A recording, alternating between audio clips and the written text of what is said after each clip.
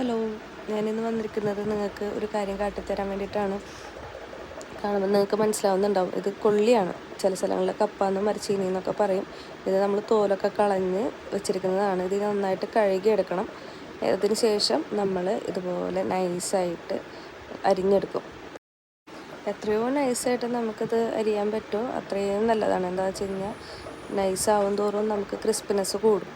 അങ്ങനെ അപ്പം ഇതിന് ശേഷം നമ്മൾ അടുത്ത പ്രോസസ്സ് എന്ന് പറയുന്നത് നന്നായിട്ട് തീ കത്തിക്കുക. നമ്മൾ അടുപ്പിലാണ് ഇത് വറുത്തെടുക്കുന്നത്. അപ്പം നന്നായിട്ട് തീ ഇവിടെ കത്തി തുടങ്ങിയിട്ടുണ്ട്. ഞാൻ കാട്ടിത്തരാം. തീ അപ്പോൾ റെഡി ആയിട്ടുണ്ട്. ഇനി നമ്മുടെ അടുത്ത സ്റ്റെപ്പ് എന്ന് പറയുന്നത് ഈ അരിഞ്ഞു വെച്ചിരിക്കുന്ന കൊള്ളി എടുക്കുക. ഈ വെളിച്ചെണ്ണ തിളച്ച് കഴിഞ്ഞതിന് ശേഷം ഇതിലോട്ട് നേരെ തിരിച്ച് ഇട്ട് കൊടുക്കുക. അങ്ങനെ വറുത്ത് കോരി എടുക്കുക. ഞാനാണെന്നുണ്ടെങ്കിൽ ആ കൊള്ളി അതിലേക്ക് ഇടണത് എടുക്കാനായിട്ട് മറന്നുപോയി.